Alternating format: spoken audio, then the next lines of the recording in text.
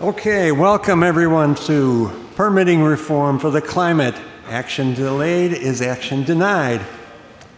I kind of stole this from an old saying, justice delayed is justice denied, but I think climate change, the same principle applies to action. Timeliness of action is paramount, and so I hope that when I'm done you'll have a better understanding of why this is. So here I am. I'm currently serving as a part-time research coordinator alongside Dana Nuccitelli, who many of you may be familiar with, a longtime climate and environmental journalist. We report to Ben Pendergrass in the Washington office. I'm also a group leader in the Chicago area and I help out a bit with our state coordinator team. And since neither one of them is here today, I can say that I do most of the work. Before CCL, I was a chemical engineer working in energy efficiency, new energy systems, and pollution control, mostly in the industrial sector. So let me kick it off by saying that we know that the road to a healthy climate must be paved with incentives, such as a price on carbon or clean energy subsidies like we have through the IRA.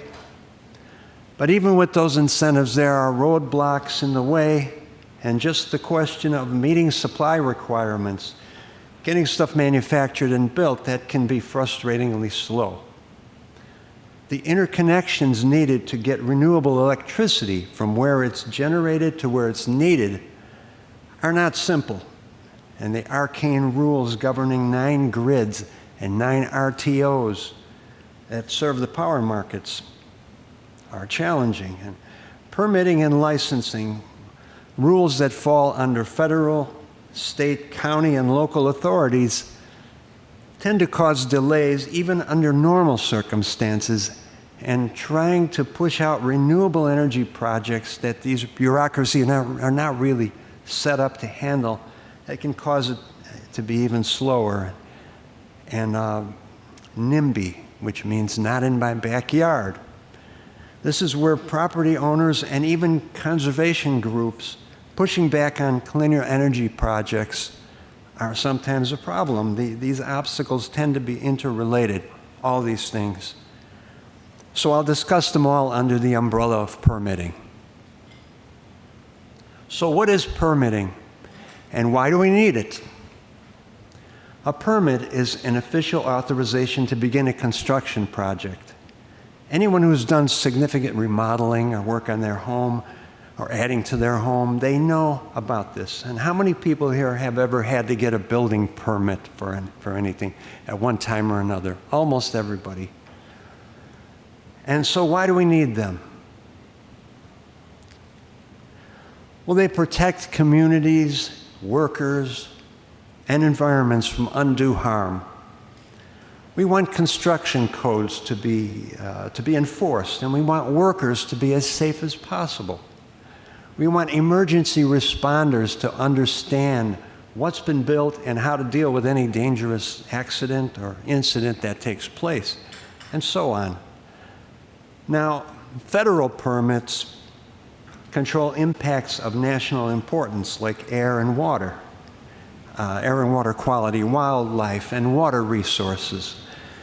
They also come into the story where projects cross state lines. State and local permits tend to deal with zoning and land use, especially where they reflect the priorities and concerns of local communities. So no one who cares about these things would suggest eliminating permitting, but it should be optimized as much as possible. So here's a chart from Hamilton Brookings showing how the obstacles to wind and solar projects differ in magnitude depending on the cause.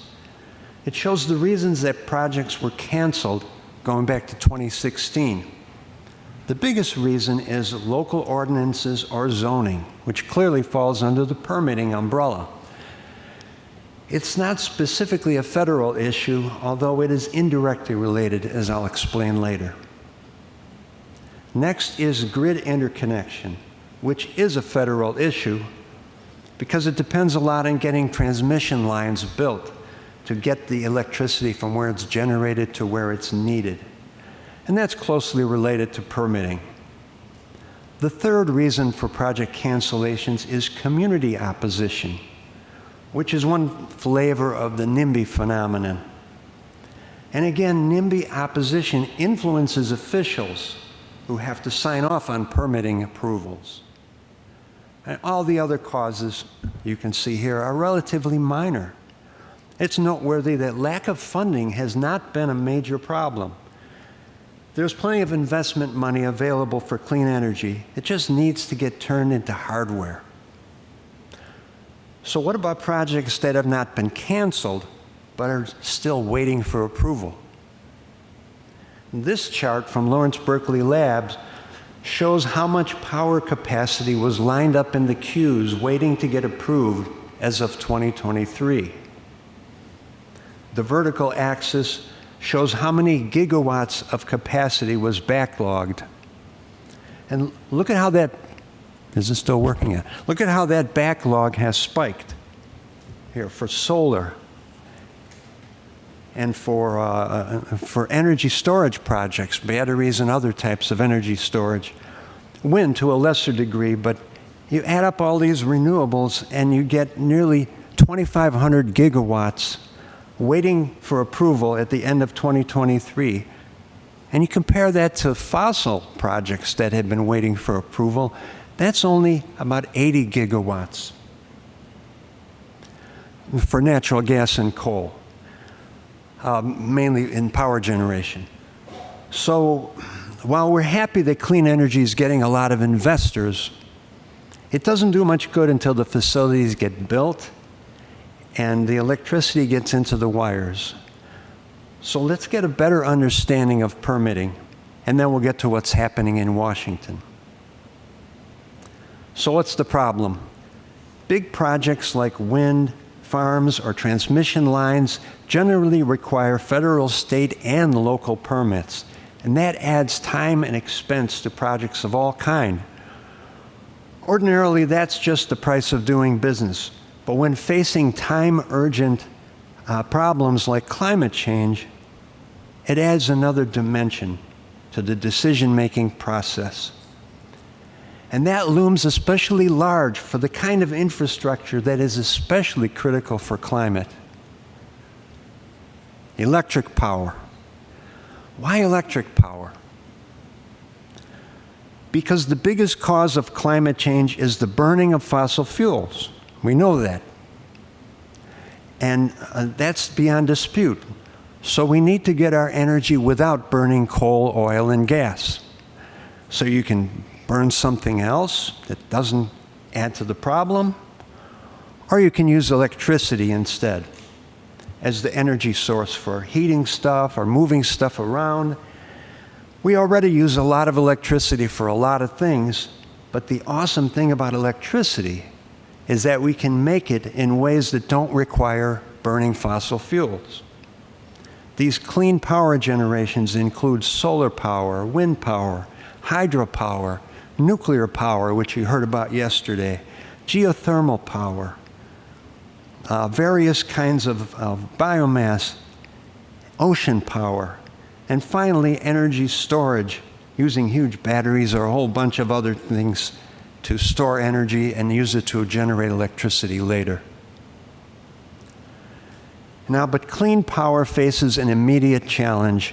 While renewable power is set to expand rapidly thanks to IRA tax credits, most of it will not be located close to the homes and businesses that need it. So our national target is 740 gigawatts. That's 740 billion watts of power by 2030, which is more than triple our current capacity. So therefore, transmission lines are needed to connect suppliers to their customers.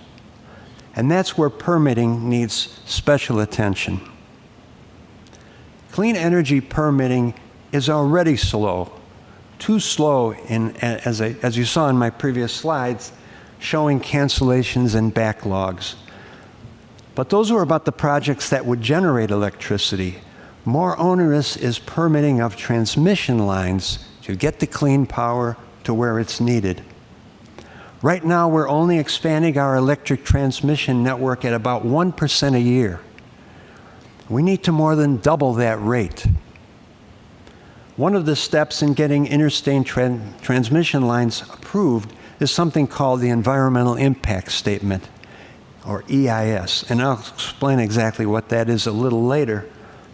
For transmission lines, it often takes 5 to 15 years to complete the Environmental Impact Statement, compared to only 4.5 years on average for other types of projects. That ain't going to cut it. We need legislation and new regulations to speed up the permitting of transmission lines. So how do we do that? First, we need legislation. There has been some progress through the bipartisan infrastructure bill, or the Infrastructure Investment and Jobs Act, or the IIJA, for all you fans of acronyms out there. That was signed in 2021 and allocated some funds to transmission line building. And the Inflation Reduction Act similarly provided funding for interstate transmission line projects. And in some cases, the money was contingent on facilitating permitting decisions. But neither of those bills included any provisions to directly speed up permitting. That was left to regulation, and specifically the Federal Energy Regulatory Commission, or FERC. In a FERC rule issued just last May, transmission line build-out was tackled. But again, it was just limited to guidance for long-term planning and how the costs of building the stuff should be allocated. It still does not knock down any of the big permitting obstacles. So more is needed. There have been a few permitting reform bills introduced in the last Congress, but right now the only one that looks like it has a chance of passage is one called the Energy Permitting Reform Act of 2024. So now I'll talk about that, and I'll stop any questions before I move on to the legislation. Okay, let's move on now. This bill is Senate Bill S-4753, the Energy Permitting Reform Act of 2024. It was introduced last July 23rd, so right after our summer conference. The lead sponsors, and the only sponsors so far, are Democrat Joe Manchin and Republican John Barrasso, so technically it's bipartisan. Significantly, the bill has already passed through the Committee on Energy and Natural Resources, and that's a pretty significant step. And it passed with a bipartisan vote of 15-4. 7 of the 10 Democrats on the committee and 8 of the 9 Republicans voted for the bill. So far, there is no House bill, but 2 House members, Democrat Scott Peters and Republican Bruce Westerman, are reportedly considering a similar bill. Now, I'll go through the main provisions, courtesy of my fellow research coordinator, Dana Nuccitelli, who talked about this on a CCU a couple of weeks ago. Did anybody catch Dana's CCU? Okay. So I'll be rehashing stuff that you may have heard before, but I'll try to add a little extra flavor. So I want to start talking about what the bill doesn't do. It does not touch the National Environmental Policy Act, or NEPA, again, one of those acronyms, or any similar bedrock environmental laws governing how environmental impacts are determined. NEPA is the law that spells out how the environmental impact of a construction project should be assigned via one of 3 actions. A categorical exclusion means that the impact is deemed to be trivial and the project can just go ahead. An environmental assessment is a process that typically takes 6 to 9 months in order to spell out the impacts and then see if the agency will give the green light to go ahead. And an environmental impact statement or EIS, will be required if the lead agency, whether it's the EPA or the Bureau of Land Management or of many other agencies, if that agency determines that there's a significant impact and there must be a mitigation plan to alleviate it. So if you're going to affect a local water course and it's an unacceptable impact, there has to be some plan to alleviate it. And this process could take 2 to 6 years just for one round, and much longer if the agency sends it back for more study. So this bill doesn't touch that process. It only addresses the speed at which some of these documentations must be approved and the decisions made. And I bring this up at the start because NEPA terms will come into the picture as we go along. So the biggest positive thing in this bill is improving the rules for transmission, which starts with interregional transmission planning. It's similar to a bill we lobbied for called the Big Wires Act, except it doesn't have a minimum requirement for transmitting electricity between regions, like for example from the SPP, where you have a lot of wind energy. It does not include a minimum amount of transmission like the Big Wires Act did, but it does have some good planning to transfer power between regions. So that's useful. A really important thing that was unexpected is that it gives FERC, the Federal Energy Regulatory Commission, new authority over permitting the big important interstate transmission lines that cross state lines. The way it works is that FERC has to wait for the Department of Energy to designate what should be called the national interest corridors, meaning identifying regions of the country where it's important to run transmission lines. And then potentially there would have to be multiple environmental assessments through different agencies, and that's what takes time.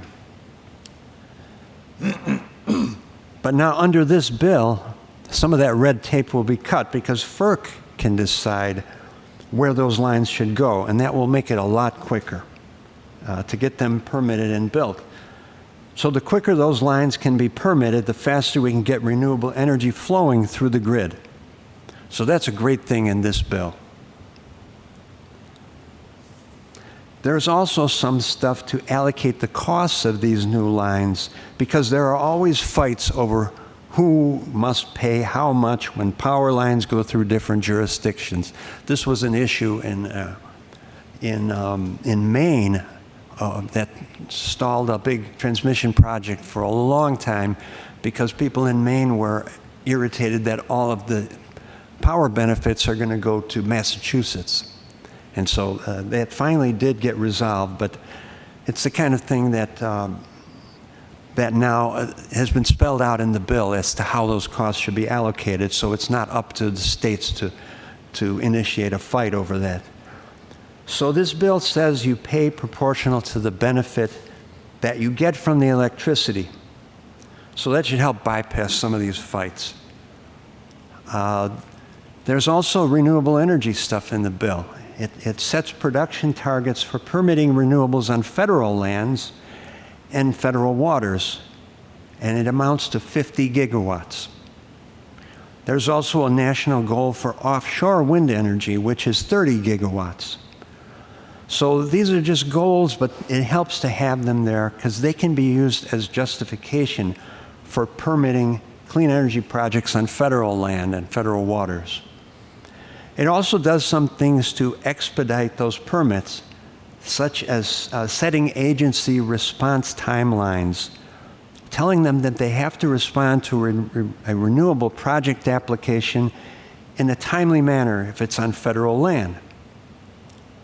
And it establishes some categorical exclusions to fast-track NEPA approvals for low disturbance activities. For example, if you already have a transmission line but just want to reconductor it, in other words, replace the old conductors with the more efficient type, you don't have to go through the NEPA process from scratch. which can take many years. Or if you have an area that's already been disturbed and you want to build a solar farm or a wind farm in that area, say where an industrial plant has been removed, you can get the categorical exclusion, which then bypasses most of the federal permitting process. It has to be something which is not going to have additional environmental impact. So we get targets for renewables and some changes to get them built faster on federal lands. Another good provision for some technology-specific reforms includes a couple things for geothermal power, which is great because geothermal is a reliable 24/7 source of heat that can be used to generate electricity with no significant emissions. But right now, absent this legislation, permitting for geothermal exploration and drilling is very onerous. So this bill says that geothermal exploration and drilling should be on the same approval footing as oil and gas drilling, which gets very rapid permitting rules. So it would give geothermal exploration the same categorical exclusion if the area of disturbance is less than 10 acres. Also, this bill would double the number of annual geothermal lease sales on federal lands. And so if you say, well, this looks like a good spot to put a geothermal well, you may not have to wait another year to start work on that site. The bill also helps speed up the deadlines for consideration of application for geothermal drilling permits. And there is some help for hydropower projects, which sometimes take longer than anticipated. So the bill gives those developers an additional 4 years to complete their projects under existing permits. So that's all good stuff for clean energy. There's a little bit of judicial reform, meaning provisions to help prevent permits from getting bogged down in court. Right now, without this bill, there's a 6-year period after the environmental documents have been completed during which anyone can bring a lawsuit to block the project.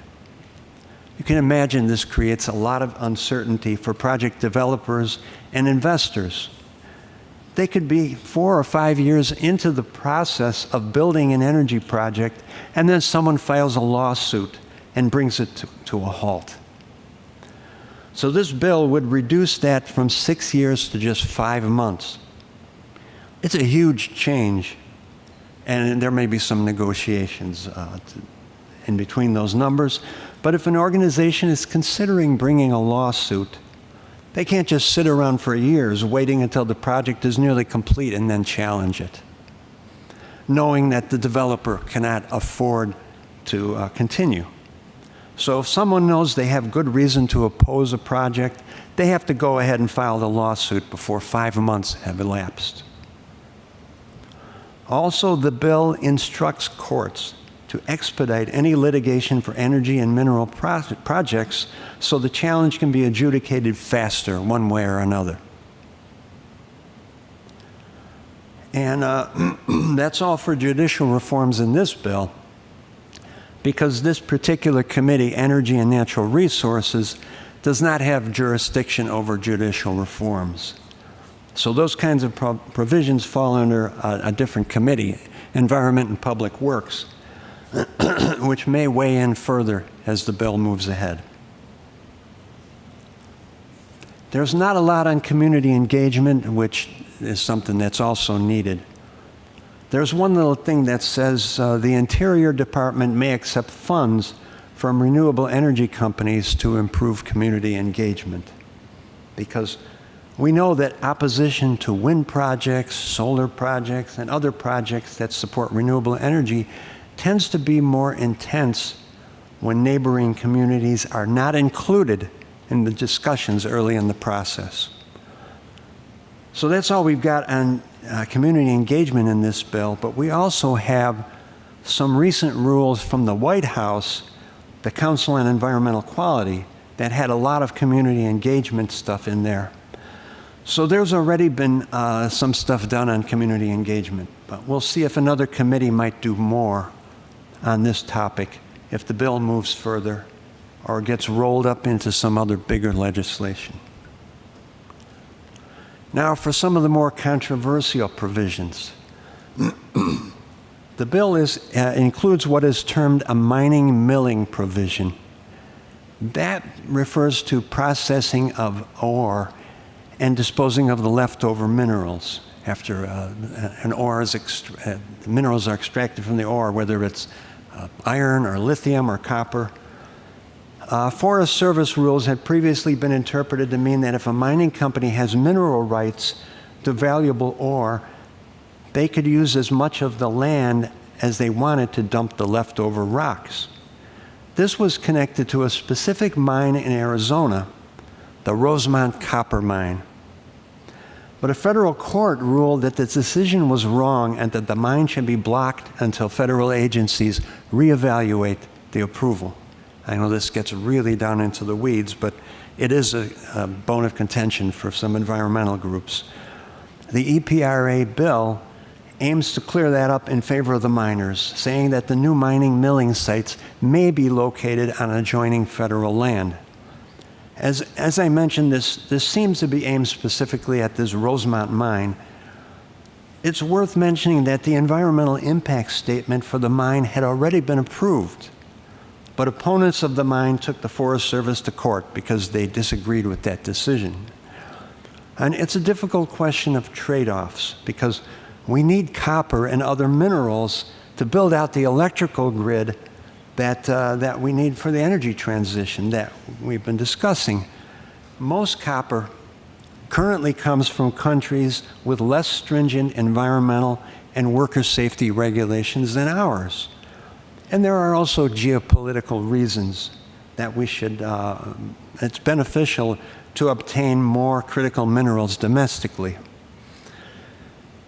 So where we should land on the trade-offs between doing what's necessary to fight climate change and preserving the natural state of public wilderness, that's the question. In this case, it seems likely that the mine is ultimately going to be approved anyway. So on balance, we don't think it's a reason to withhold support from this bill. And there are other provisions in the bill that seem to favor fossil fuels, and this had led to agitation among some environmental groups. The bill requires at least one offshore lease sale for oil and gas, along with one offshore wind sale per year from 2025 through 2029. Now, a lease sale doesn't mean drilling and production happens, but just that the company has the option to develop it. The bill also says that the DOE and FERC must use existing procedures to assess pending LNG, that's liquefied natural gas, export terminals. And then a yes or no decision must be made within 90 days. The Biden administration had put a temporary pause on LNG approvals, saying that the agencies should look more closely at climate impacts, but then a court reversed that pause, so the bill would do away with the president's climate requirements, at least for the pending approvals. Not any new ones, but just the ones that are pending. Supposedly, the new standards could be instituted for future LNG terminal applications, and I'll come back to this for more explanation in the next slide. The bill also sets a 90-day deadline for decisions on coal leases on federal lands once environmental impact statements under NEPA have been completed. This is inconsequential because coal use is already crashing in this country, so it's unlikely it would lead to any new emissions from coal. But as you can imagine, some of the coal state supporters of this, both of the sponsors, wanted to get this into the bill. Now, back to the part of the bill that is precipitating much of the opposition to the bill, the LNG export terminal provisions.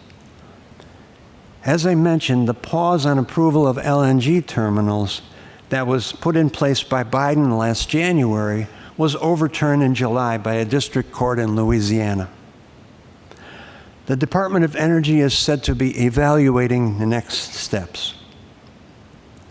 The impact on greenhouse gas emissions, particularly methane, depends on what energy sources the LNG would displace in the countries that it's being exported to. For instance, if the LNG goes to countries which otherwise would burn coal, it would likely reduce net emissions, depending on methane leakage during transport. On the other hand, if the LNG were to displace renewable energy, that would be bad. It would increase emissions. So it's a hardcore engineering and math question. Plus predicting what kinds of economic decisions the end users will ultimately make. And I'll talk about what we can say about the emissions impact in the next slide.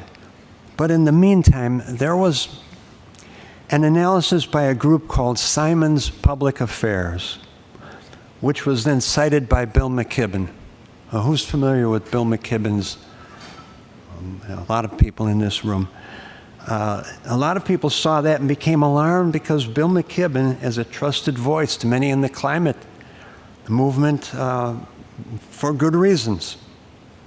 So this analysis claimed that approving these LNG export terminals would have a climate impact equal to 165 coal power plants. In our view, that analysis was not good. It was rife with unrealistic assumptions.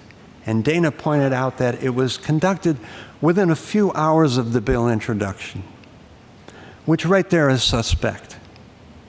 It also bases its assumptions about methane leakage on research that has been dismissed by a lot of people in and out of the energy research community, namely by scientists at Resources for the Future, at Princeton University, their Zero Lab, and Third Way and RMI, which formerly was Rocky Mountain Institute. And those groups have done some modeling or evaluation, some simulations. I gotta scroll down here a little bit. And my mouse is not working. There it is. Okay, yeah, they've released new modeling data to show how the provisions will actually affect climate emissions. And so here's a chart showing how those analyses stack up. Onshore oil and gas leasing was modeled by RFF, Resources for the Future. There they are. Okay.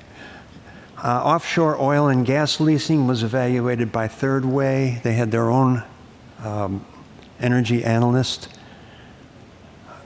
The LNG export terminal provisions by Princeton's Zero Lab, and the transmission line benefits by RMI. The chart shows how climate emissions, stated as gigatons of carbon dioxide equivalent, that's what GTCO2E stands for, they either go up or down by 2050. Above the orange line means emissions increase, below the line means they decrease. So the peach-colored bar at the right end shows how these impacts combine to result in a net impact. So you can see that the oil and gas leasing would result in some range of increased emissions. Can't get my, okay, there it is. Increased emissions amounting to between 1 and 2.8 gigatons. The LNG exports could be +3 to -2.4, depending again on how much leakage occurs and what the energy displaces. The transmission lines, of course, the transmission lines, of course, would expand clean energy and reduce emissions by 6.5 to 14.3 gigatons over the next 25 years. You add it all up and you get net reductions ranging from 0.4 to 15.7 gigatons.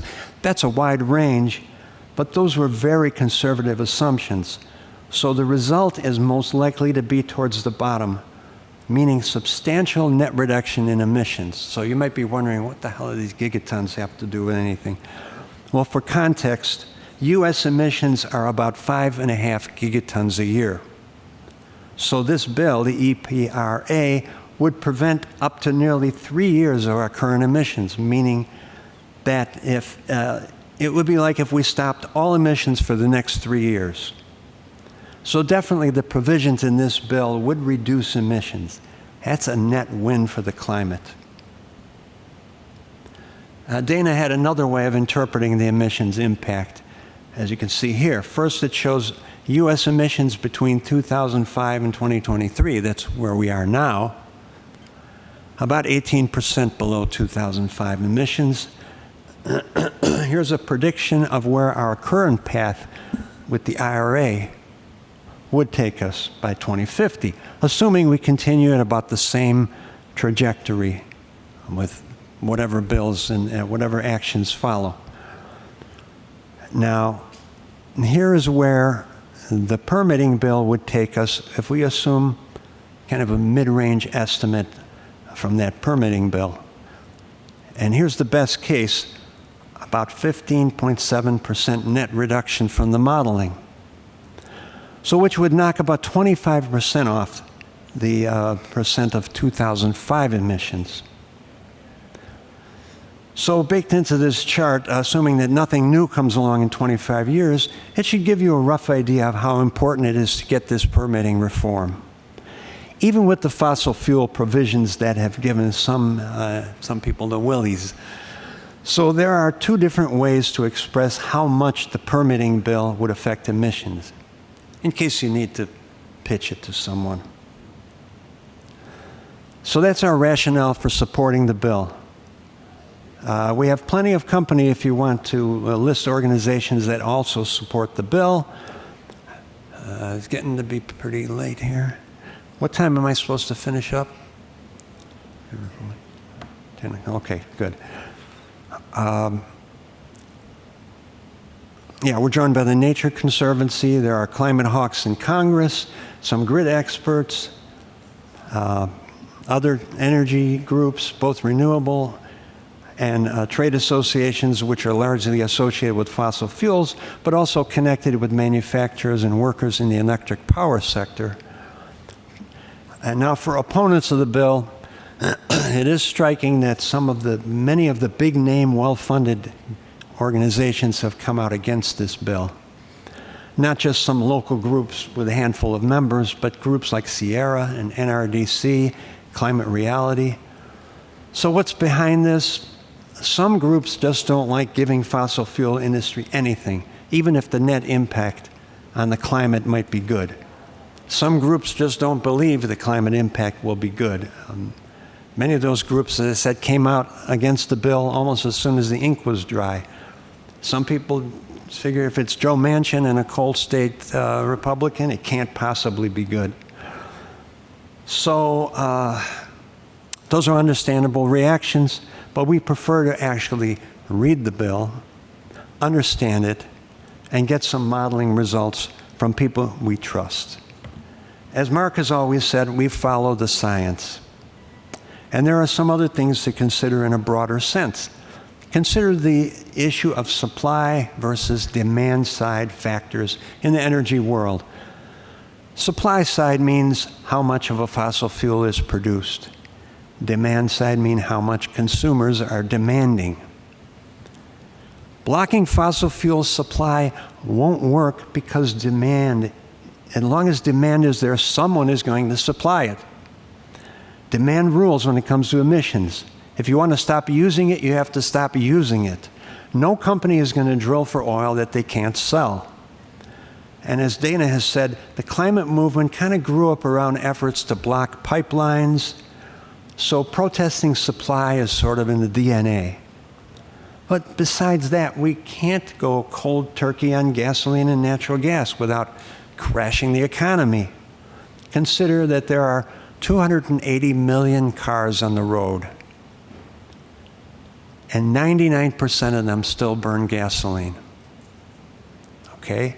Yeah, we're all aware that there's a lot of EVs being built and sold right now, but a lot of cars are going to stay on the road for a long time burning gasoline.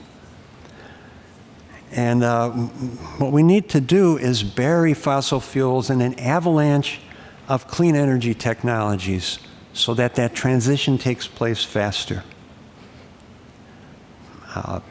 They're coming, but we need to speed it up.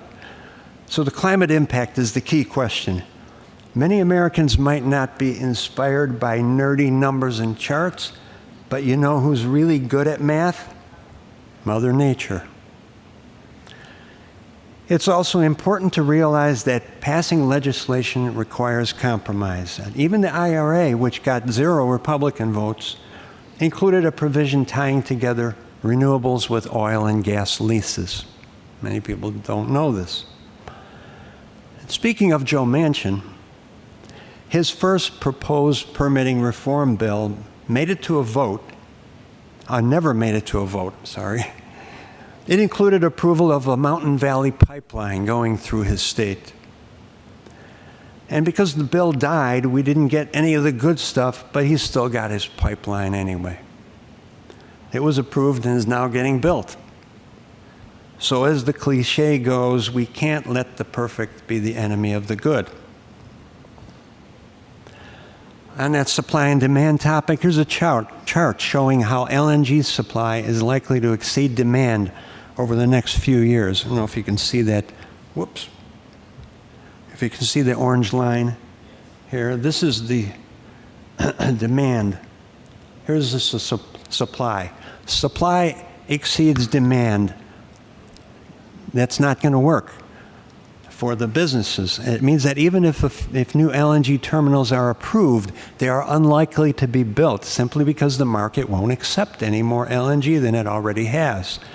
And that's even without considering policies that will further accelerate the switch to non-fossil energy so that the LNG horrors that cause so much angst among some green groups don't look very likely. A question could be asked, why not just wait until we can get a permitting bill that's better? In other words, one that doesn't have things like the LNG terminals.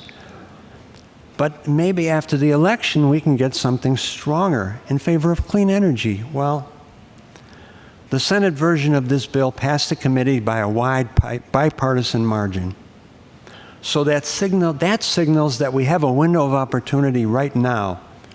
As we all know, the climate cannot wait. There will still be more negotiations, which may include more provisions by another committee and a House version before the legislation takes its final shape. And with a new Congress about to form in January, regardless of the election outcome, the current bill will disappear and have to be reintroduced anyway. That's what happens at the end of a Congress. And it will be reintroduced without the lead sponsor, Joe Manchin, because he's retiring. So the earliest final bill vote would be during the lame duck session in November and December. The chances of any bill getting passed in the lame duck are always not that great, but it's possible, and it would be really helpful if it happened. It would show the next Congress that this bill has support. Heat Map, a news outlet founded in 2022, says this is the best permitting reform bill we're going to get. So, to wrap up, permitting reform is urgent to unblock renewables that have been seriously backlogged right now. Transmission lines to send clean energy where it's needed must be the top permitting priority, because that's the component that takes the longest to work its way through the permitting process. The Energy Permitting Reform Act is a controversial compromise. Aren't they all? All compromises are controversial to someone. But we're convinced by expert calculations that the net impact will definitely be lower climate emissions than would occur without it. And CCL looks forward to seizing any new opportunities to solve the permitting puzzle, whether they emerge from this bill or something new and as yet unforeseen. We'll always stick with what the science has told us. So that's it. Do you have time for any questions? Thank you.